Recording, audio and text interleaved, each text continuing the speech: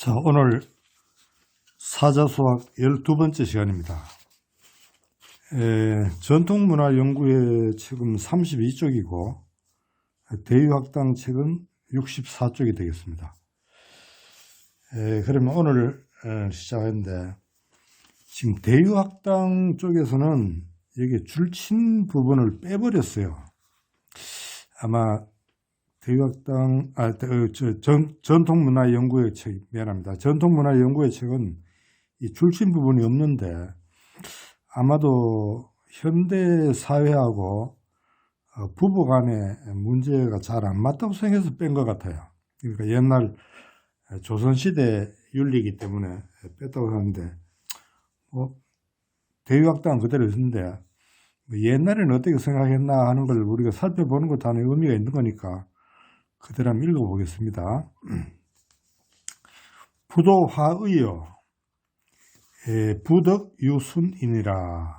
자, 여기 보면 부도, 남편의 도리죠. 남편의 도리는 화의, 온화하고 의로우며, 부덕, 아내의 덕은, 아내가 갖춰야 할 그 덕은 유순, 부드럽고 순해야 된다, 이런 뜻이에요.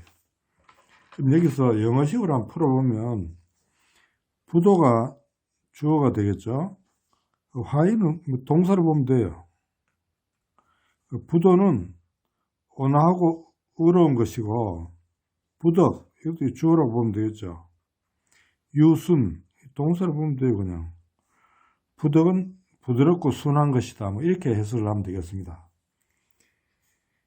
여기서 남편은 강조한 게 온화해야 된다는 거예요. 온화한 거. 남자는 좀 강한 면이 있잖아요. 그러니까 그 강한 걸 좀 숨기고 부드러워야 되고, 그리고 남편은 항상 의로워야 된다 이거예요. 바르게 돼야 된다 이거예요. 남편 집안 개둥이니까 똑바로 서야 되겠죠.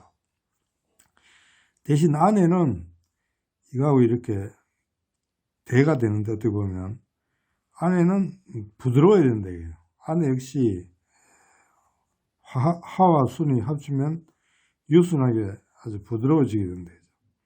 그 다음에 아내는 좀 순종한달까요? 유순한다. 순종도 있지만 유순한 그런 뜻이 강해요. 그래서 당시에 그 부도와 부덕을 이야기했고, 부창부수면 가도성의니라. 부창, 남편이 부르면 부수, 아내가 따르고, 아내가 따르면 가도, 집안의 도가 이루어진다, 이런 뜻이에요. 영어식으로 한번 분석을 해보면 부는 주어가 되겠죠. 창은 동사. 그러니까 남편이 부르면 아내가 따라간다 이거예요. 이것도 주어고 이건 동사가 되겠죠. 그러면 집안의 모든 일이, 가도가 주어고 동사가 되겠죠. 의미가 되고. 이건 우리말식이죠. 가도성이 우리말식으로 가도가 이루어진다. 이게 이제 우리말식 그 한문이에요. 그럼 이게 자, 우리가 상식적으로 생각해 봅시다.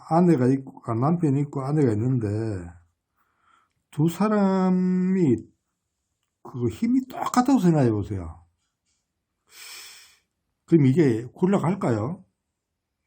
나는 그 힘들거든. 한쪽이 아무래도 좀 주가 되면 한쪽은 종이 돼야 돼요. 주종 관계가 돼야 돼요.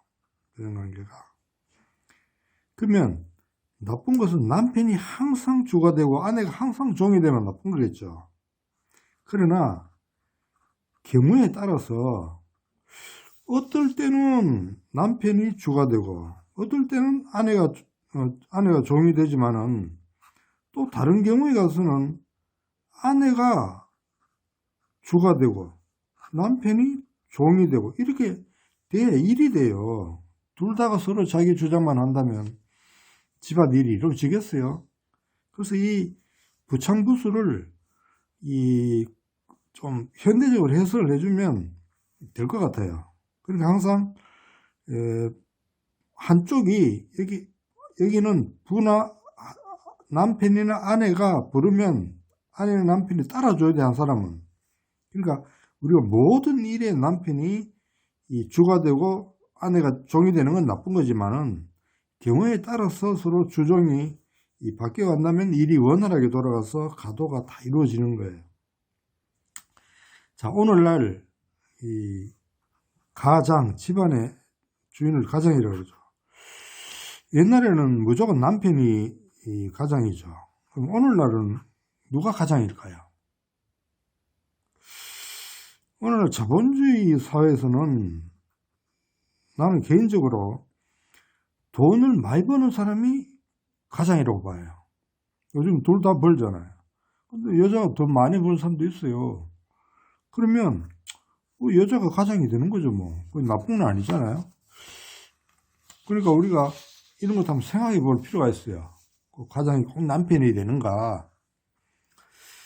그 다음에 형제 자매는 동기이 생이니 형과 동생과 언니와 이제 여동생은 동기 같은 기운으로서 태어났으니, 생겼으니, 영어로 분석해 보면 형제 자매가 주어가 되겠죠.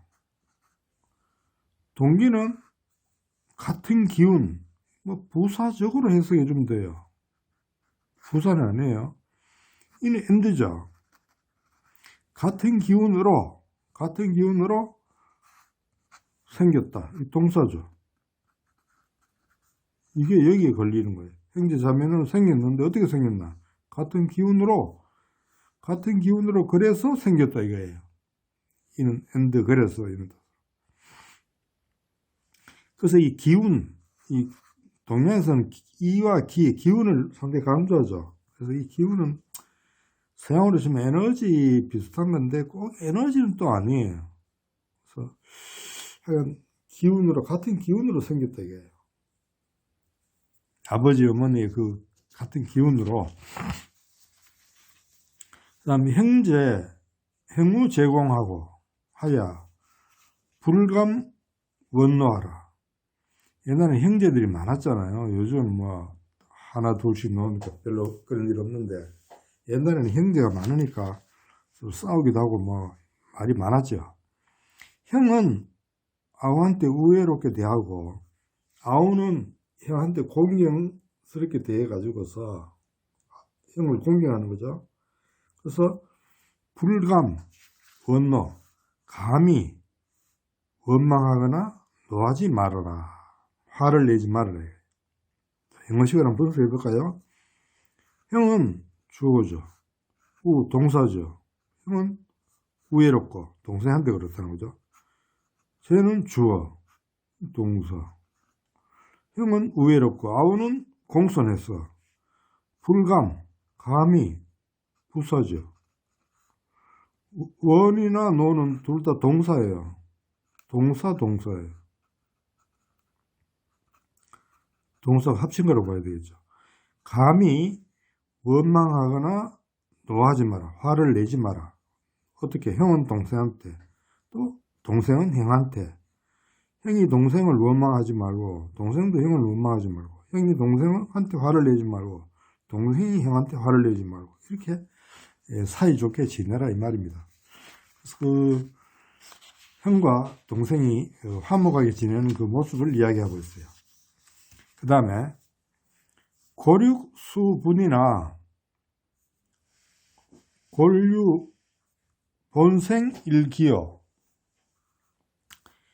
이 뼈와 살은 비록 나누어졌으나 본래 한 기운에서 생겼다, 태어났다. 아까 일기이생이라고 그랬죠. 그건 같은 말이죠.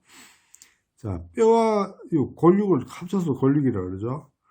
뼈와 살은, 수는 저수사로도 비록 일지라도 이거예요.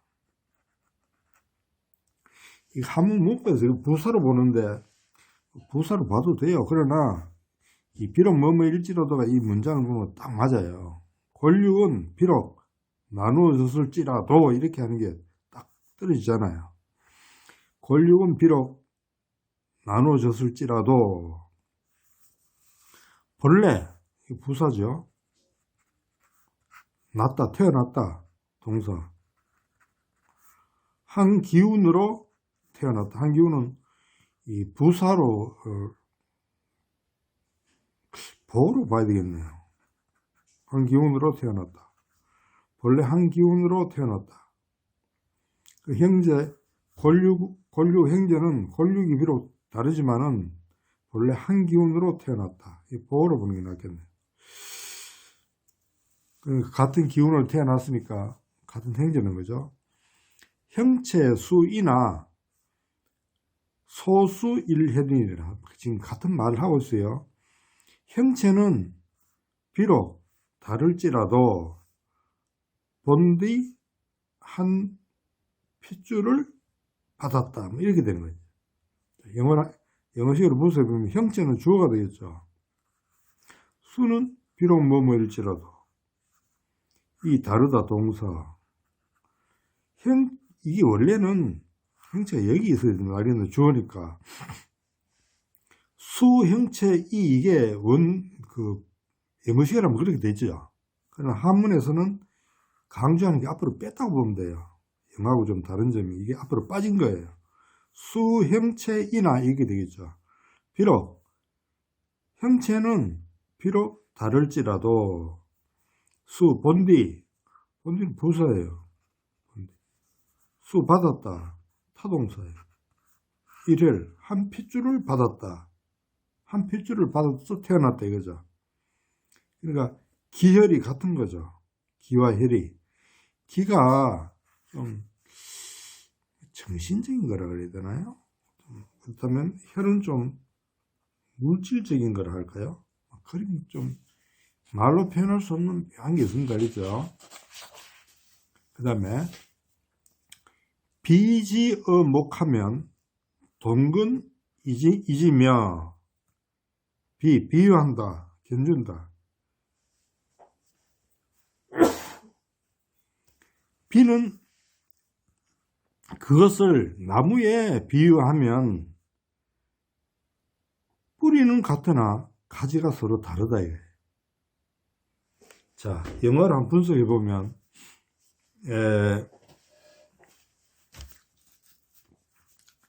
비는 비교하다.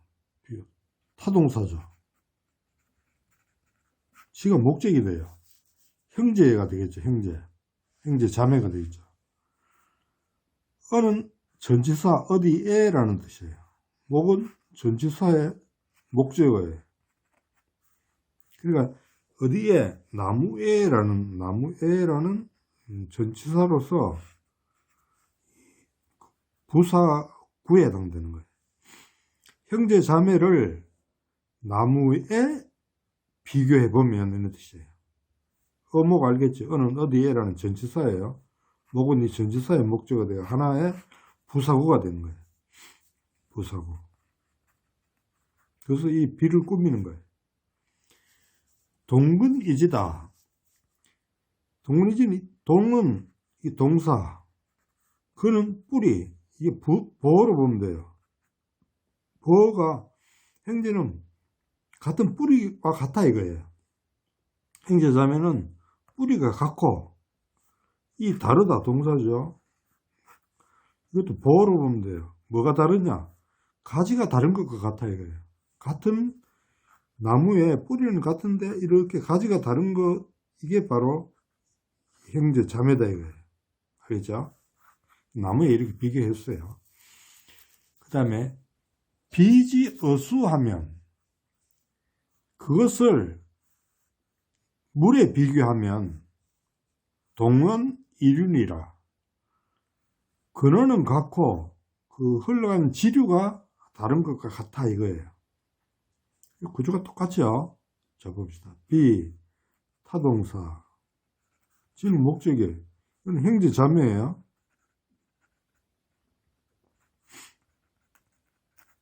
어는 전치사 어디에, 수는 요 물에, 이거 전치사, 영어에서는 전치사 목적이라고 그러죠. 이거 합쳐가지고 부사구가 되는 거예요. 그 형제 자매를 물에 비유하면 동원, 같다, 동사, 보라 그랬죠. 동사, 보. 근원이 같고, 그러나 그 지류, 다른, 흘러가는 지류가 다르다, 이게. 물줄기가 이래 왔다 이렇게 갈라지잖아, 이렇게. 그렇죠? 이렇게 달라지듯이, 이게, 그런 여기서 흘러나왔지만은, 이렇게 갈라지기도 하고, 이렇게 갈라지기도 하면서 흘러가잖아요. 이 지류가 다른 것 같이 형제 자매는, 이 근원은 같아, 이거예요. 자. 그 다음에, 형제 이이하야 행즉 안항하라. 형제는 이이는 형제가 화목한 모양이에요. 형제가 화목해서 행즉 안항이라. 이때 항으로 읽어요. 그 줄이라는 뜻이에요.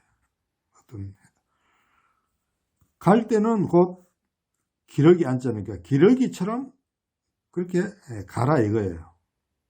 자, 영어로 분석해 보면 형제가 주어예요. 이는 동사로 보면 돼요. 형제가 화목하다. 형제가 화목해서 화목하니까 화목한 형제는 어떻게 갔냐. 갈 때는 간다 이거예요. 갈 때는 곧 부사죠. 갈 때는 곧 어디 갈 때는 동사로 봐야 되나요? 꼭 품사를 꼭 안 정해야 돼요. 해석이 되면 그냥 갈 때는 동사를 꼭 한다면 동사로 봐줘야 돼요. 기러기처럼 가라 이거예요. 기러기처럼 줄을 맞춰서 가라 이거예요. 여러분들 기러기 가는 거 봤어요? 앞에 이렇게 가면 이렇게 가요. 하늘에서 이렇게 가는 거 있어요. 본 사람이 있을 거예요. 기러기는 맨 앞에 있고 그 뒤에 이렇게 서고 이렇게 줄을 쫙 맞춰서 가는데 둘째 거는 약간 떨어져서 가요. 이렇게. 형제는 길을 갈 때 형이 앞장서면 동생이 형을 따라가는데 약간 뒤에서 간다 그럴까요? 꼭 그렇게 아니라 이렇게 좀 그런 가짐을 가지고 이런 식으로 가라 이런 뜻이에요. 형제가 화목하면 부모가 제일 즐겁습니다. 부모가 제일 기분 나쁠 때가 형제간에 막 싸우는 게 제일 기분이 안 좋아요. 그러니까 누구 한 사람도 상처도 나오서 일구래. 그때만큼 기분이 안 좋을 때가 없어요. 아마 애들 키워본 사람은 이해가 갈 거예요. 그래서 자식들은 서로 화목한 것이 부모를 행복해 해주는 거예요. 부모한테 효도하는 거예요. 침즉 연금하고 식즉 동사하라. 잠잘 때는 곧 이불을 같이 하고 이불을 나란히 덮고, 식즉 밥을 먹을 때는 곧 이 밥상을 같이 해라 이런 뜻이에요. 자, 잠잘 때는 잠자다 곧, 잠잘 때는 곧, 얘는 타동사예요. 그러면 목적이에요. 그럼 이불이죠. 이불을 같이 덮어라 이거예요. 얘는 이어서 덮는 거니까. 요즘은 이런 걸 하면 애들이 그걸 이해를 못하면, 옛날에는 이런 방 좀 해놨잖아요. 여기서 형제들이 그냥 오글오글 누워갖고 이불 하나를 덮고 같이 잤잖아요. 그렇죠? 이걸 이야기하는 거예요. 같이 이불을 덮고 자라. 그러면 친해라 이 말입니다. 식즉 동상. 밥을 먹을 때는 밥 먹는 거예요. 밥을 먹을 때는 곧 부사죠. 동상. 밥상을 같이 해라. 그러니까 먹을 때, 잘 때 같이 자고, 먹을 때는 같이 먹고, 상을 같이 하라는 같이 먹으라는 말이죠. 그래서 모든 것을 같이 하면서 아주 화목하게 지내는 그 모습을 이야기하고 있어요. 오늘 하면은 별 어려운 게 없죠.